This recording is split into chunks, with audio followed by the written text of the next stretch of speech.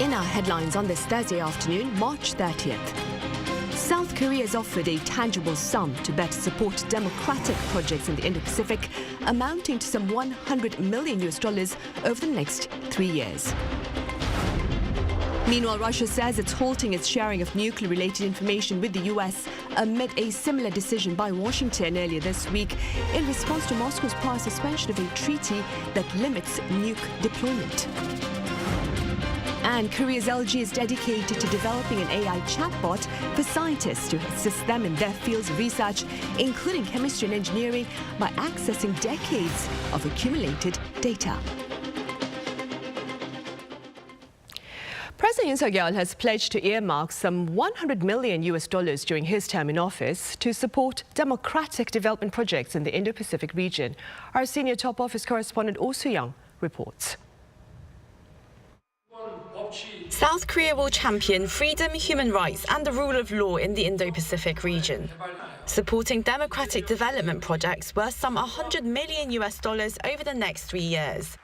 That's according to President Yoon Suk-yeol on Thursday, as he addressed ministers of Indo-Pacific countries at a hybrid regional meeting of the Second Summit for Democracy, co-hosted by South Korea, the US, Costa Rica, the Netherlands and Zambia. At the meeting organised by Seoul, Yoon highlighted the need to fight corruption and disinformation, defining them as forces that threaten democratic processes like decision-making and hinder the freedom of citizens. He called for the need to strengthen democratic norms and institutions in order to defend freedom and human rights on both domestic and international levels. Yoon noted that South Korea has improved anti-corruption laws and established a digital criminal justice system. On a global scale, the president said Seoul's shared vision for democracy and prosperity is a way of repaying the global community for helping South Korea foster liberal democracy and prosperity over the past decades, from the ashes of the 1950 to 53 Korean War.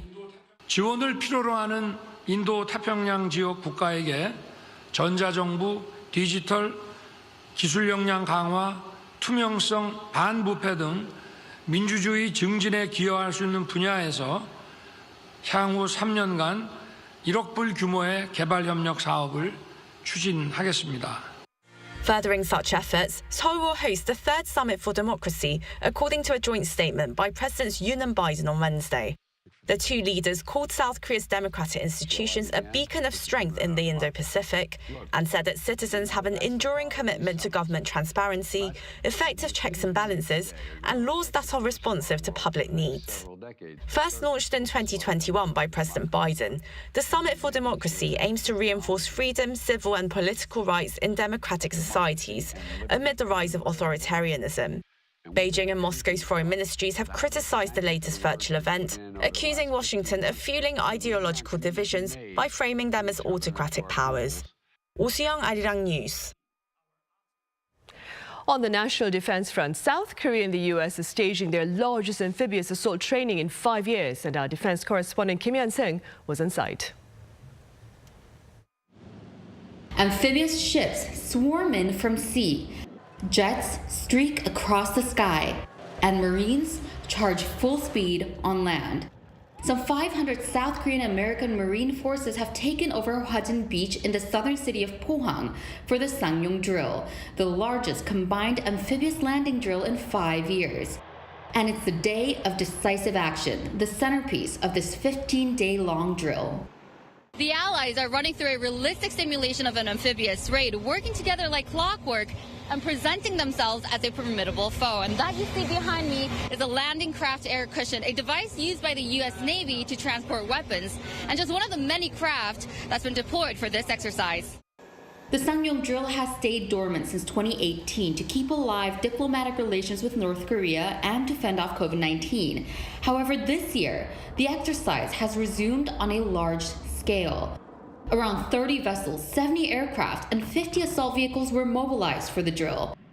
Korean and American weaponry provided mutual support, like the Allies' amphibious assault ships, the Korean Dokdo, and the American Makin Island.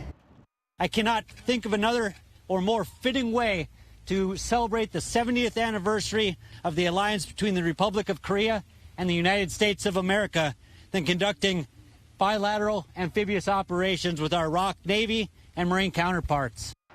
The Ssangyong drill will continue until April 3rd, with upcoming exercises focused on land drills.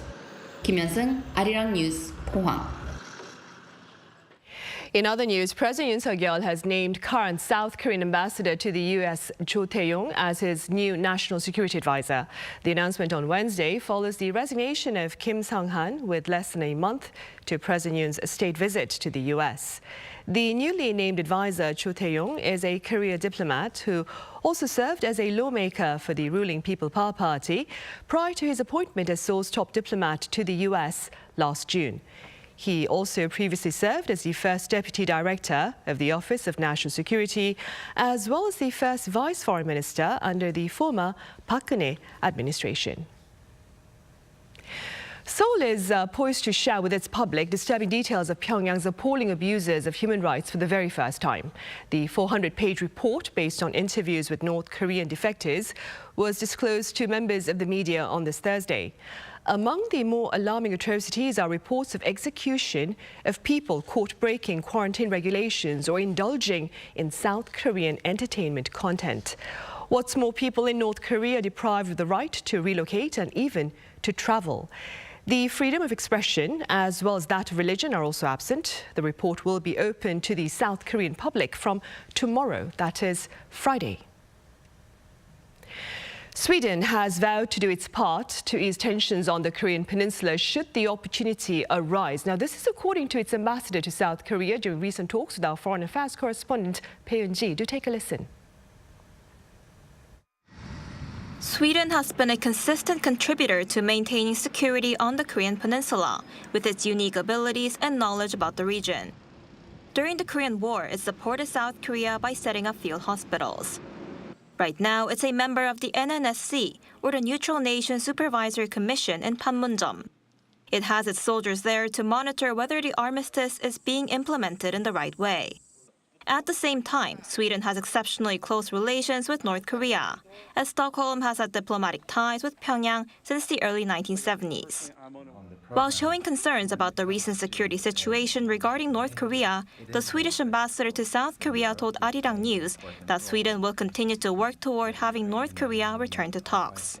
So we will do everything that we can in order to offer confidence-building measures and also steps towards dialogue when that is possible. Of course, the situation right now, including the latest ICBM launch by North Korea, is very, very worrying, and we condemn that. He also added that it's incredibly important for the North to immediately take steps to dismantle its nuclear and ballistic missile programs.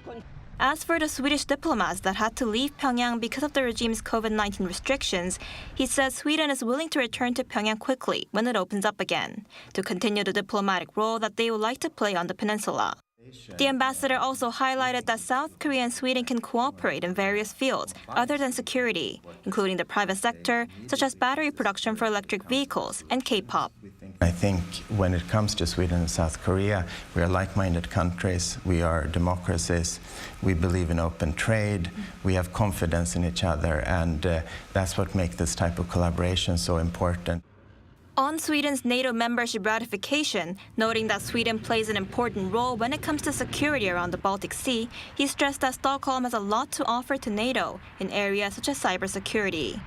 We, of course, have much to offer to NATO as well, so Sweden will be more secure within NATO, and NATO will be stronger with Sweden as a member. He also said he's very optimistic and confident that Sweden will become a full member by the NATO summit scheduled for July. Tae-yong, Arirang News. Staying on the diplomatic front, Russia says it's halting its sharing of information about its strategic nuclear stockpile with the U.S., following a similar decision by Washington earlier this week in response to Moscow's suspension of a treaty that limits the deployment of atomic warheads last month. Our Lee Seung-jae has the latest. First was Russia pulling back from the New START treaty. Now, Moscow has announced it will end the sharing of information on its nuclear forces with the United States.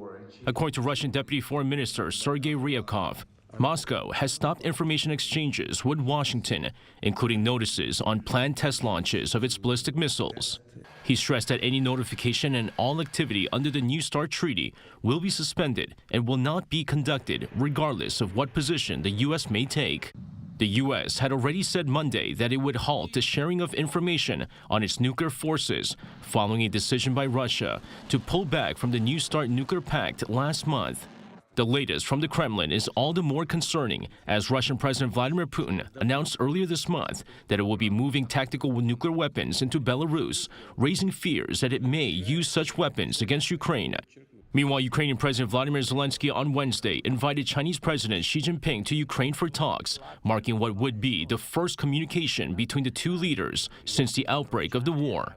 During an interview with the Associated Press, Zelensky said he is ready to talk to Xi and expressed his willingness for the meeting to take place. The comments come as Zelensky had recently shown his openness to Chinese-led peace talks using Beijing's 12-point peace plan as a backdrop. Xi had previously said that he plans to speak with Zelensky following his summit with Putin earlier this month. However, that has yet to happen, with seemingly no end to the war in Ukraine in sight. Lee Seung-jae, Arirang News.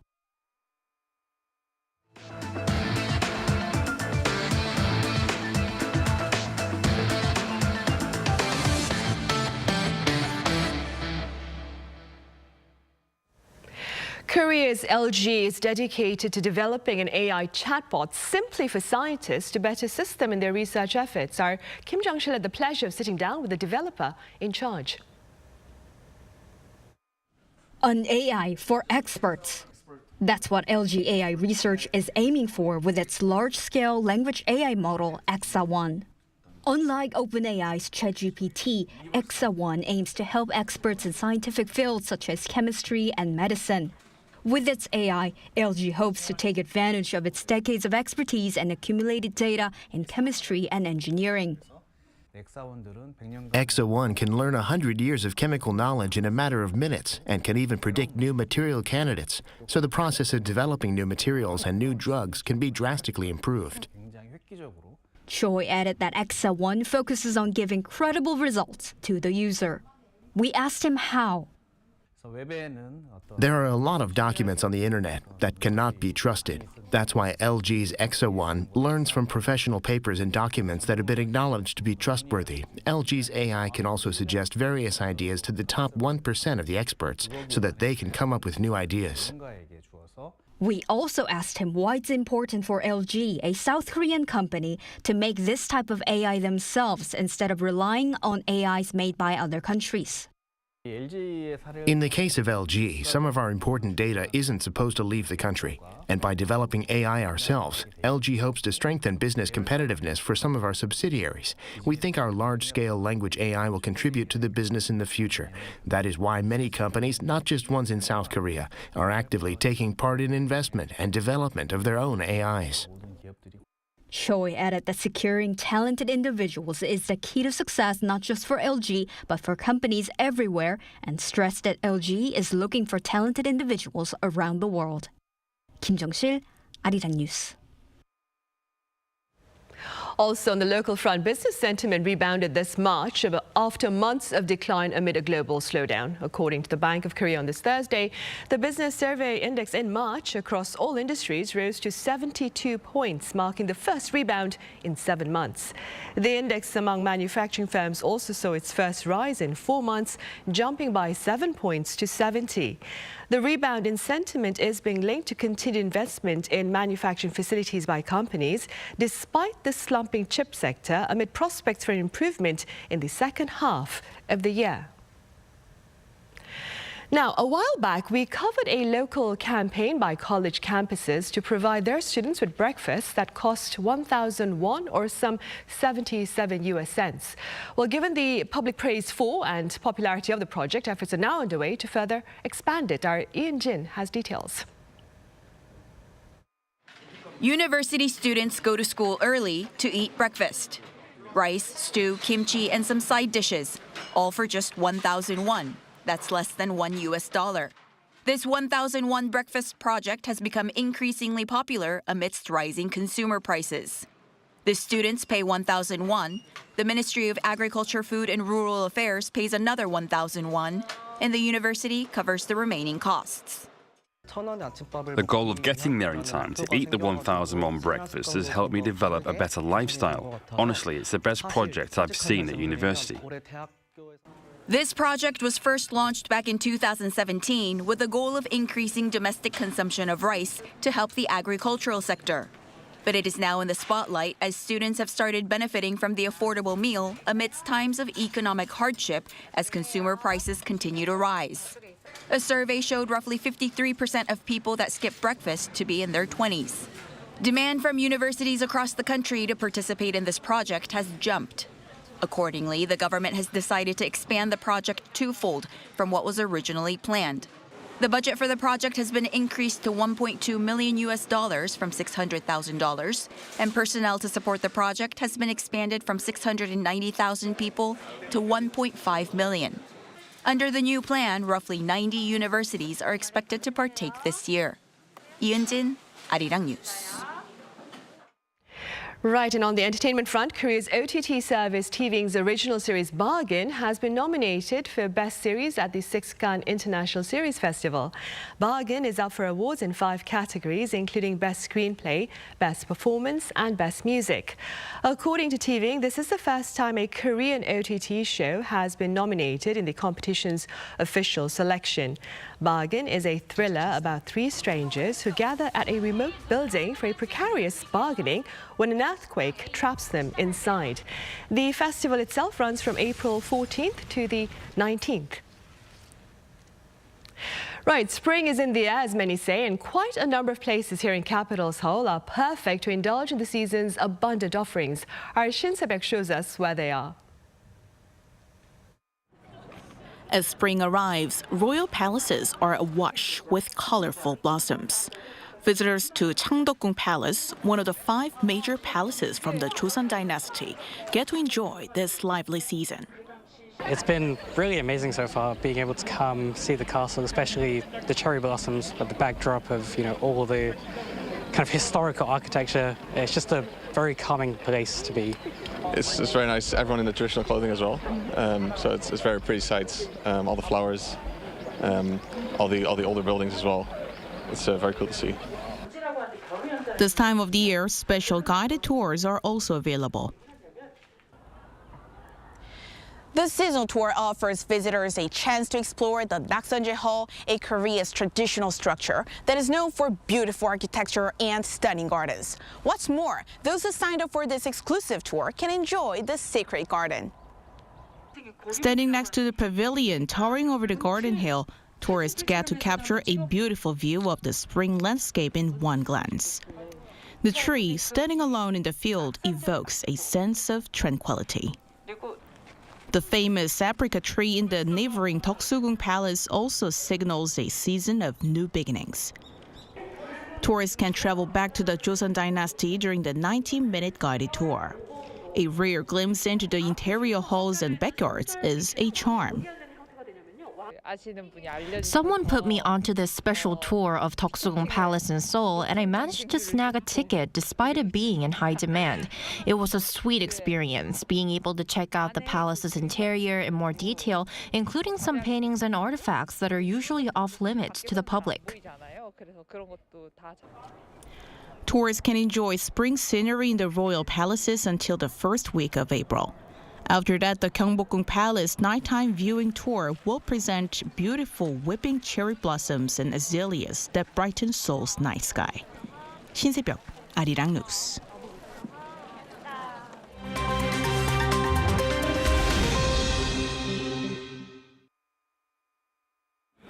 Let's take a look at what's going on in the world now. Starting with the United Nations, as the international body has passed a landmark resolution that calls for the world's top court to weigh in on climate obligations. Passed on Wednesday by the UN General Assembly at its New York headquarters, the resolution calls on the International Court of Justice to give an advisory opinion on obligations that countries have to address the climate crisis and legal consequences if they fail to meet these. According to UN Chief Antonio Guterres, such advisory opinions can have a major impact on international legal order, but they are not legally binding. Co-sponsored by over 120 countries and 4 years in the making, the passage marks a major win for the Pacific island state of Vanuatu. It was one of the first to lead the initiative, as it has been disproportionately affected by climate change, with adverse weather events. Now, tech billionaire Elon Musk and Apple co-founder Steve Wozniak are among 1,100 industry leaders who have signed an open letter that calls for a 6-month halt to the training of artificial intelligence. This over fears that AI may pose a threat to humanity and that the race to develop it is getting out of control. It outlined that powerful AI systems should only be developed after establishing that the effects will be positive and risks manageable. The letter was published by non-profit organization the Future of Life Institute, which is dedicated to reducing existential risk from advanced AI. The call comes amid growing competition between various AI developers, which has seen the release of ever more advanced systems, such as ChatGPT-4. Shifting our attention to Pope Francis now, as the head of the Catholic Church has been hospitalized for a respiratory infection.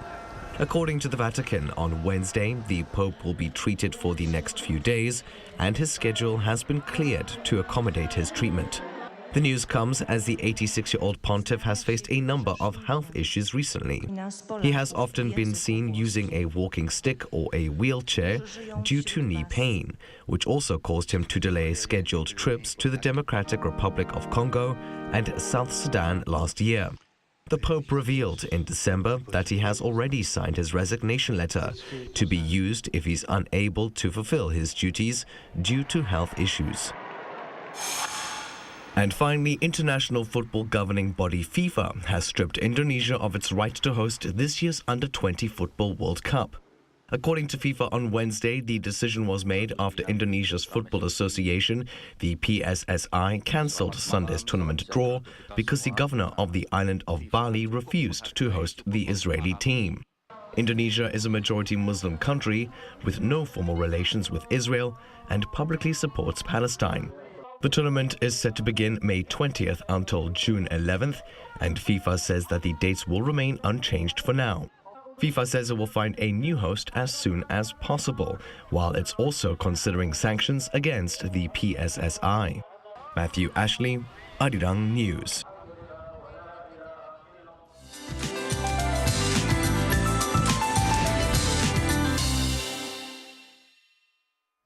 Good afternoon. It's warmer today with highs climbing into the 20s in most parts of the country, going up as high as 10 degrees Celsius, more than what we normally see around this time. But we'll also have to deal with the dust that has covered much of Korea. The further west you are, the higher the level of dust you have today. Sunny skies have been replaced by the dusty skies again. A dry air advisory also remains in place in most of the central inland regions and parts of south. East of Gangwon-do province, however, is quite windy, blowing at 15 meters per second, so please take precautions against wildfire and drink plenty of water to stay hydrated. So it feels more like early May than late March today. Not much to complain about temperature-wise, but if your area is hit hard by the dust, avoid spending too much time outside, which is very unfortunate as the nation is coloring into stunning spring blossoms. Dry spells continue with wide gaps in ratings, with much awaited nationwide rain in the forecast early next week. That's Korea for you, and here's a look at the international weather conditions.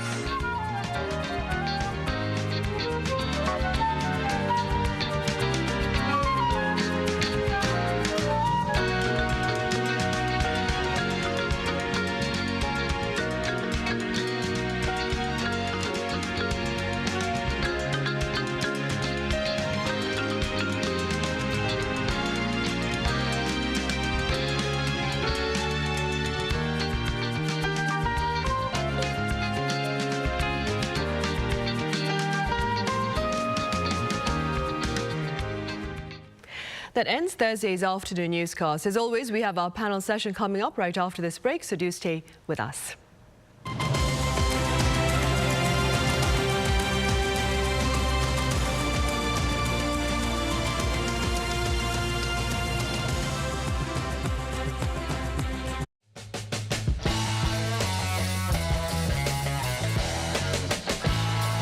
Contour the world, simply contour. India, the United Kingdom, New Zealand. Woo!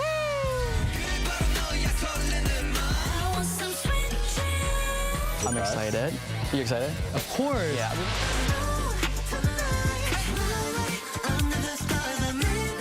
Music, start.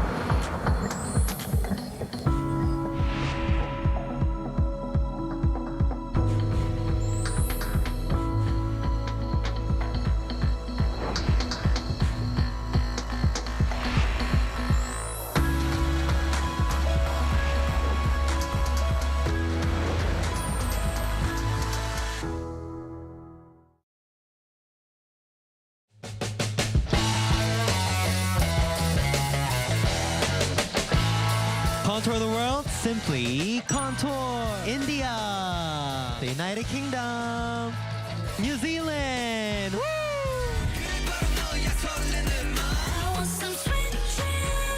I'm excited. You excited? Of course. Yeah.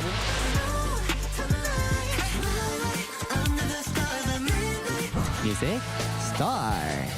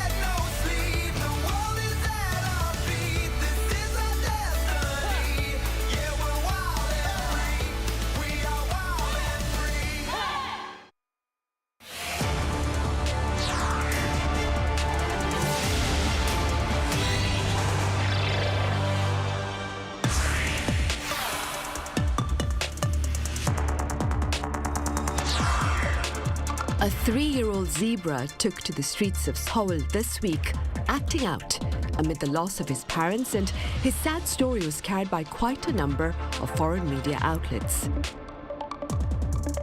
So how did zookeepers manage to coax him back home?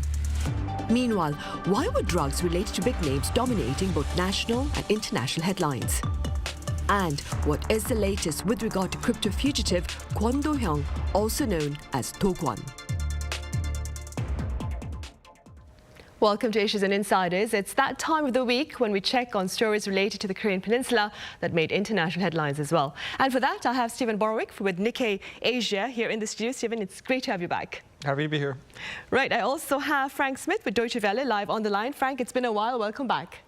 Hi, Sunny. Good to be here. Thanks. Right. Stephen, let's start on a light note with a coverage by CNN regarding a zebra that I mentioned earlier that had zookeepers chasing after it here in capital Seoul.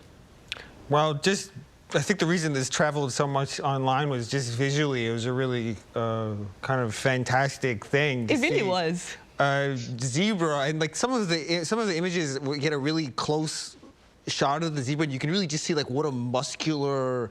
It's really a striking and kind of very beautiful animal, looking very out of place and very kind of frazzled, running down the very busy streets of Seoul, down some golmok. Some right, kind of narrow alleys as well. Yeah, narrow alleyways. They're not really sure where it was going. So just if you want a recipe for an online viral story, have a zebra running around one of the densest and busiest cities in the world. So that's definitely a big part of the momentum. But, you know, as you, Sunny, as you alluded in the intro, there is a story here, and it's not an entirely happy story. I think zoo officials said that this animal lost its parents a while ago, and since then has been kind of distraught and confrontational, I think getting in fights with some other animals. And right, the kangaroo next door, was it? I think that's it, yeah. And just, you know, as anyone's been to a zoo can tell you, zoos can be kind of stressful places for animals. You know, these are, over many years of these animals' development, they lived in much broader and more expansive places. They might have had more animals to interact with. They would have had to go farther to seek out their food, and when they're in zoos, they get all their food is brought to them. They have people looking at them. You know, sometimes people's behavior when they go to zoos is not very good. They can be sort of disruptive or disrespectful to animals. So animals in zoos are going through a lot, and so as we parse this story, I think we, in addition to just taking in the kind of fantastical element of it, we should keep the broader context of it in mind. You're right, of course, we should. Here in Korea, in Seoul also, Frank, it's not just zoos that accommodate animals, wild animals that is. You can actually see them at some cafes, right?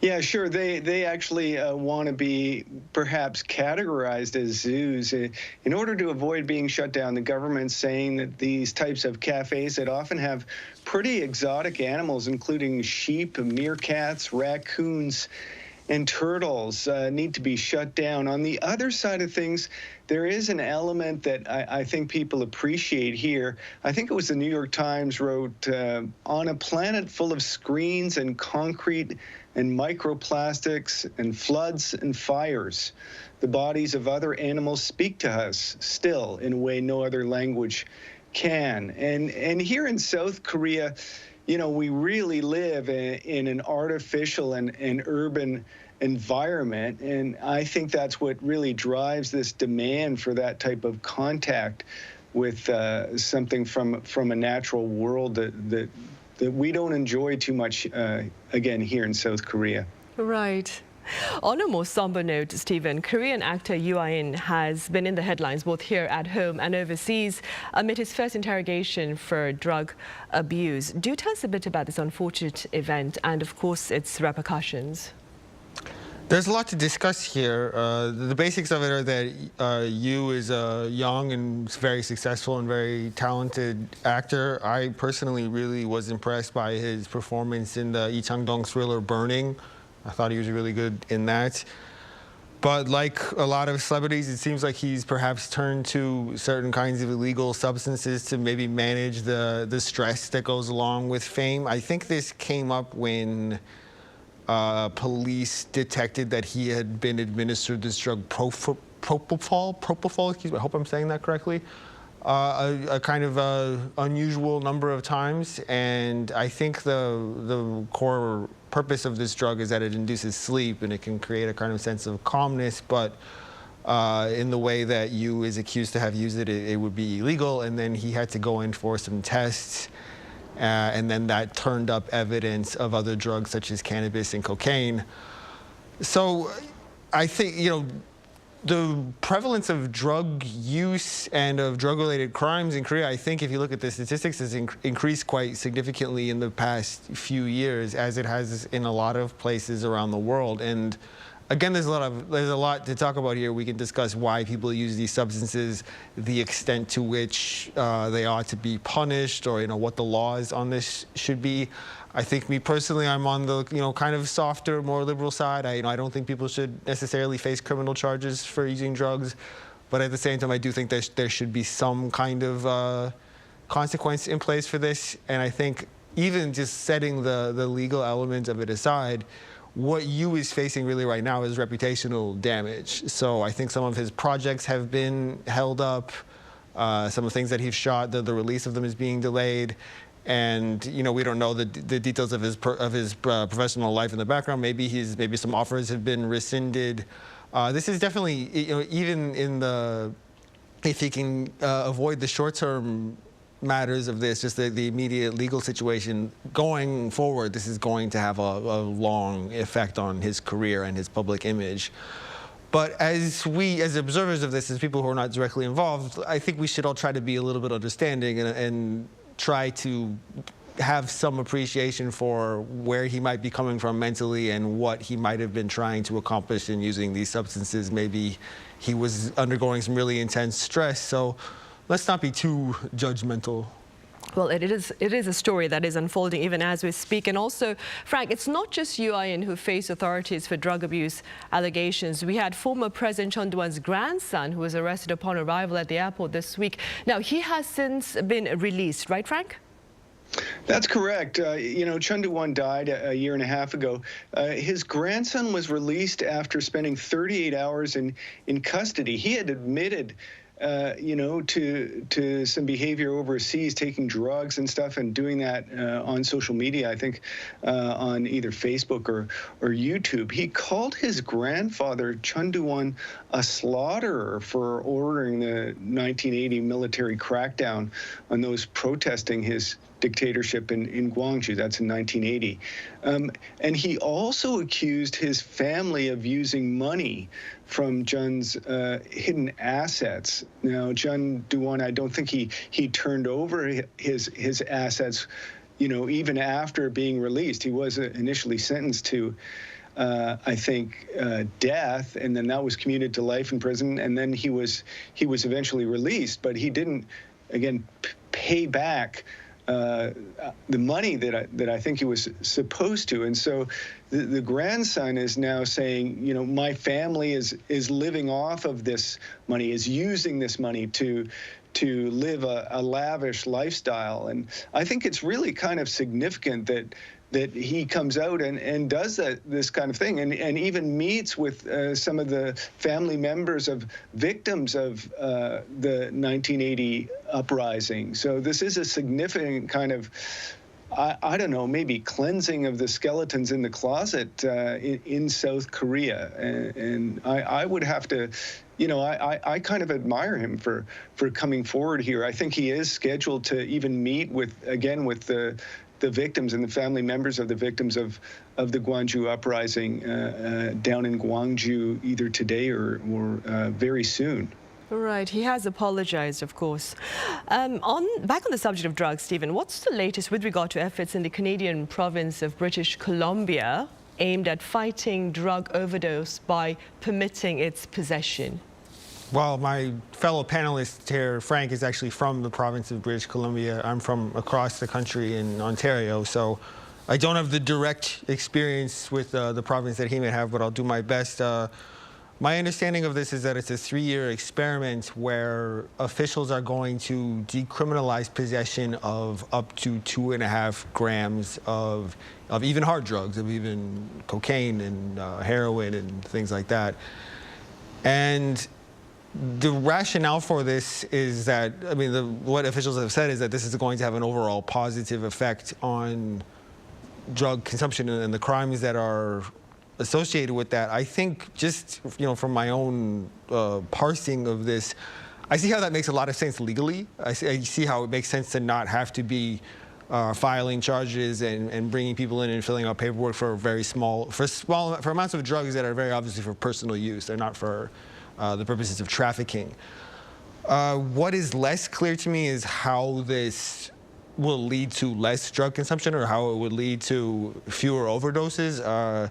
In one government document about this that I read, it implied that an objective of this was fostering trust between law enforcement and people who are using drugs. Like the idea being that if a cop pulls you over and you have only this small amount of drugs on you, the police officer is instructed not to bring you in on charges, but to so ask, are you doing okay? Is there anything else that you need? Like what is really going on with you? And that could have some kind of beneficial effect. So that's something worth watching. It's not a permanent change. It's a pilot that will take place over 3 years. But I think we can all agree that in North American cities, the last time I was in North America, I was surprised at how much drug use I saw in public. There's quite a lot of it in a way that there wasn't when Frank and I were growing up. And I think that regardless of where you stand on how to handle this issue, that is not a good thing. It's not good to have people doing drugs in public. Right, of course not. Yeah. And Frank, what would you like to add to this? Yeah, I got to just weigh in here. There's a whole number of social problems that accompany drug use, and one of them being homelessness and crime. And we've seen in Vancouver, especially, an increase in homelessness as well as violent crime that's associated with that increase in drug use. So these types of measures that, kind of the soft on drugs measures is something that Vancouver and British Columbia have been renowned for. And critics would argue this is causing an increase in these other social problems and hasn't resulted in a reduction of drug use, but an increase in it. So it'll be really interesting, while I don't favor the punitive measures, of locking people up, and I believe in therapy for drug users.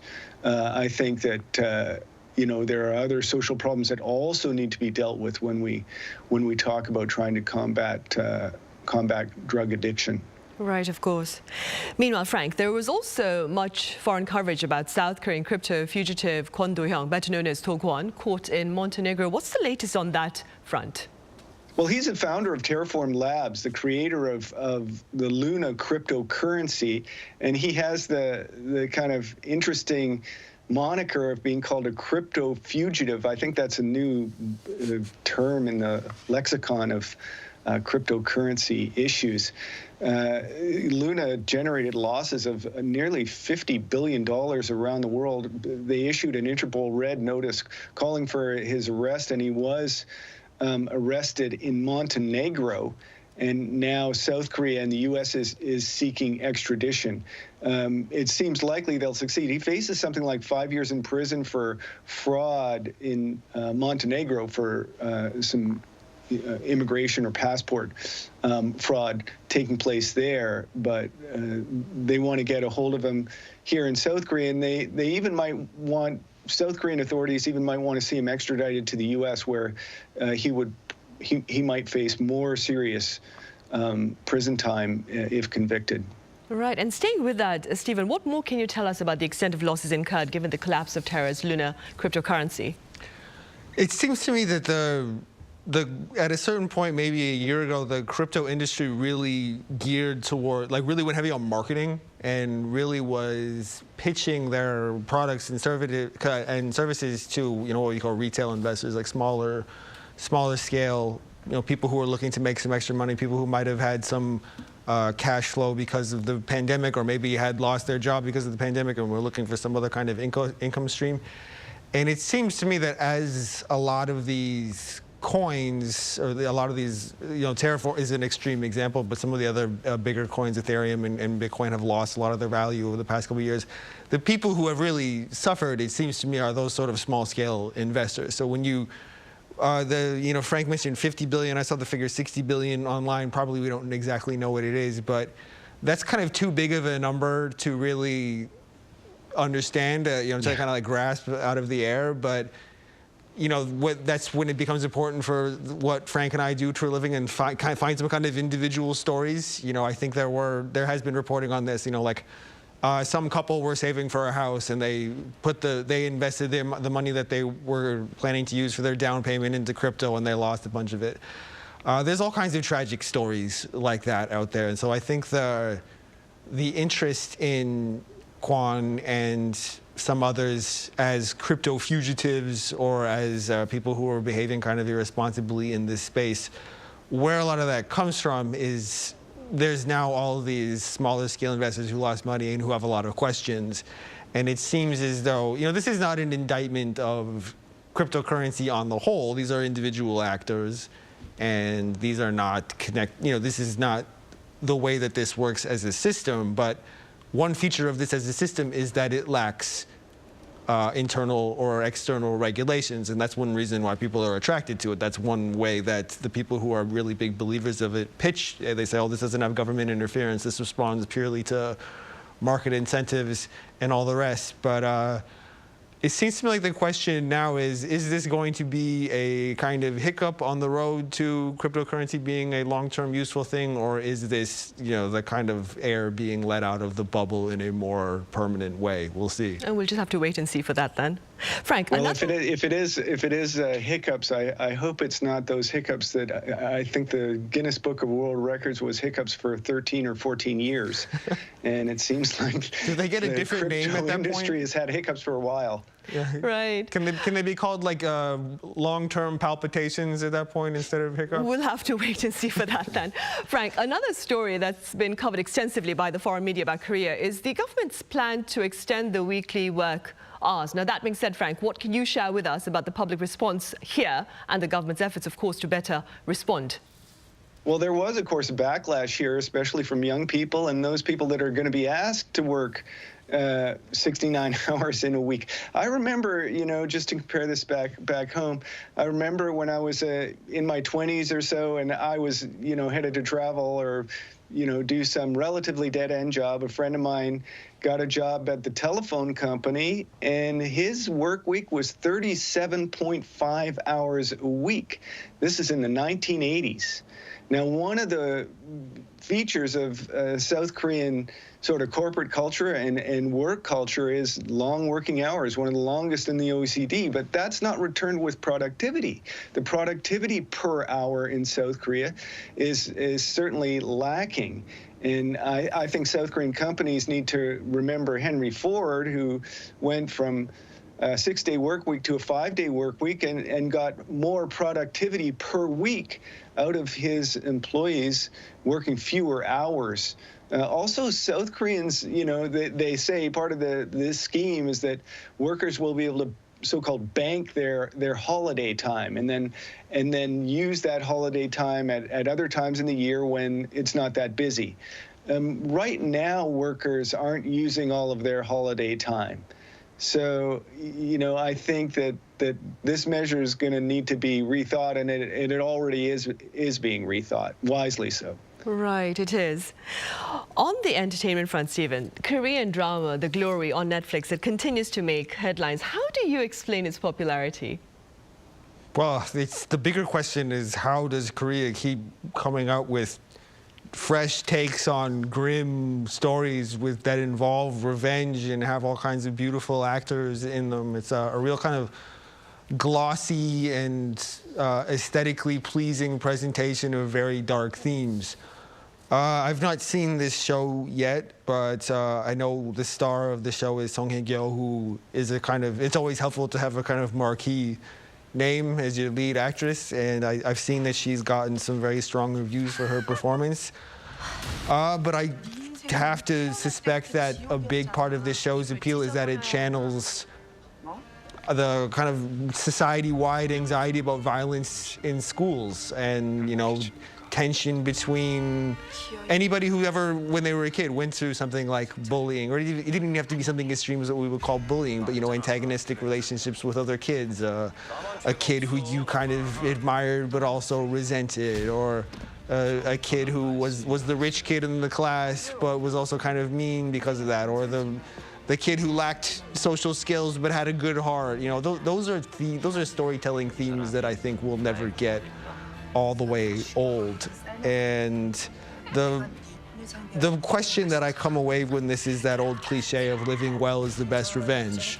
Does it really make sense to want to dedicate your adulthood to addressing something bad that happened to you as a child? I would say probably not. But it sure does make for an entertaining show, as we're seeing now. Right. And Frank, how do you explain the unrelenting popularity of the recurring theme of revenge in Korean dramas? Well, I think it really tells to the socioeconomic cleavages here in South Korea and the resulting angst. And that's been tapped by South Korean producers, and it's something that's felt really, I think, around the world. We're seeing, the middle class in many countries is getting hollowed out, and a smaller sort of portion of the, I guess, demographic of society is doing well, and a larger portion is working 69 hours a week and still having trouble, paying their mortgage. And so I think these, whether it's Parasite or Squid Game or Glory, I think really it's tapped into that angst, not just here in South Korea, but that socioeconomic, lack of meritocracy and angst that's being felt by people everywhere. Paul Tassi writes in Forbes that while Netflix has made plenty of mistakes, it's a Netflix show, Glory, one absolutely genius decision by them was to invest heavily into Korean content. And so whether, again, you're talking about Parasite or Squid Game or certainly others, South Korea offers a unique window for us to look at societal problems everywhere. One of the things that I say about South Korea is that tremendous growth that took place in South Korea, going from virtually a third world country or a developing country to now on the verge of becoming a fully developed country, or labeled as such. I would argue it really is a fully developed country now. That growth spurt that took place faster than any country in the world can really be instructive.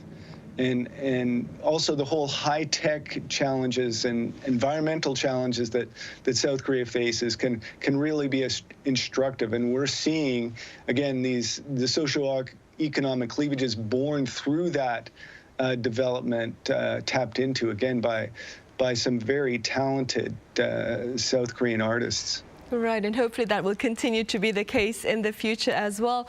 Right, Frank, as always, thank you very much for your time and your thoughts today. And Stephen here in the studio, thank you very much for your insights. Thank you. Right, well, that ends Thursday's edition of Issues and Insiders. We return same time tomorrow, that is Friday, with a look at the second summit for democracy. Join us then.